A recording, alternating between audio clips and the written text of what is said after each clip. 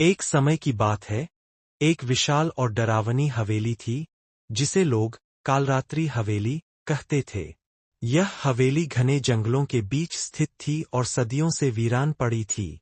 किंवदंतियों के अनुसार वहां एक चुड़ैल का वास था, जिसका नाम रुद्रिका था।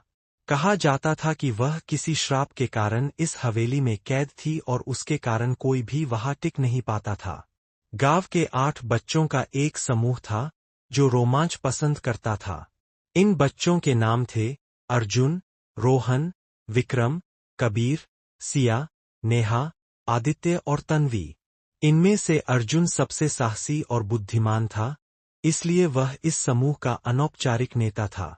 एक दिन इन बच्चों ने सुना कि कालरात्रि हवेली में एक बेशकीमती खजाना छिपा हुआ है। इस खबर ने उनके रोमांच की भूख को और बढ़ा दिया। उन्होंने फैसला किया कि वे इस खजाने को खोज निकालेंगे, चाहे इसके लिए कितनी भी मुश्किलों का सामना क्यों न करना पड़े। हवेली में प्रवेश शाम के समय, जब सूरज ढल चुका था, 8 दोस्त अपने टॉर्च और रस्सियों के साथ हवेली की ओर बढ़े। हवेली का विशाल फाटक जंग लगा हुआ था, लेकिन किसी तरह वे उसे धक्का देकर अंदर दाखिल हो गए। अंदर जाते ही एक अजीब सी ठंडी हवा ने उन्हें घेर लिया। हवेली की दीवारों पर मकड़ियों के जाले और धूल जमी हुई थी। अचानक एक जोरदार हंसी गूंजी, यह रुद्रिका की थी। रहस्यमयी सुराग और डरावने हाथ से बच्चों को हवेली में बिखरे कुछ सुराग मिले। उन पर कुछ अजीब प्रतीक और पहेलियां लिखी हुई थीं। वे सुरागों को हल करते हुए गुप्त दरवाजों और अंधेरी सुरंगों से होते हुए हवेली के गहरे हिस्से में जाने लगे। इस दौरान रुद्रिका ने उन्हें डराने की पूरी कोशिश की। कभी हवेली की खिड़कियां अपने आप खुलने लगतीं, कभी किसी के कान में फुसफुसाहट सुनाई देती, तो कभी किसी को महसूस होता कि कोई उसके पीछे खड़ा है। नेहा और सिया डर गईं, लेकिन अर्जुन ने उन्हें हिम्मत दी। उन्होंने ठान लिया था कि वे खजाने तक पहुंचकर रहेंगे।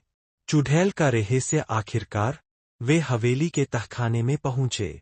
वहां एक विशाल तिजोरी रखी थी, लेकिन उसे खोलने के लिए उन्हें एक खास चाबी चाहिए थी। उसी समय रुद्रिका उनके सामने प्रकट हुई। उसकी आंखें जल रही थीं, बाल हवा में उड़ रहे थे, और उसके हाथों से एक अजीब सी ऊर्जा निकल रही थी। उसने गरजती आवाज में कहा, तुम सब यहां से भाग जाओ, वरना तुम्हारा भी वही हाल होगा जो उन लोगों का हुआ जो यहां पहले आए थे। अर्जुन ने हिम्मत दिखाते हुए पूछा, तुम कौन हो और यह खजाना यहां क्यों रखा है? रुद्रिका की आंखों में आंसू आ गए। उसने बताया कि वह इस हवेली की राजकुमारी थी, जिसे लालचियों ने मार दिया था। उसे श्राप मिला था कि जब तक कोई सच्चे दिल से उसकी आत्मा को मुक्ति नहीं देगा, तब तक वह इस हवेली में भटकती रहेगी। खजाने की खोज और मुक्ति। बच्चों ने यह सुनकर फैसला किया कि वे रुद्रिका को मुक्त करके खजाने तक पहुंचेंगे।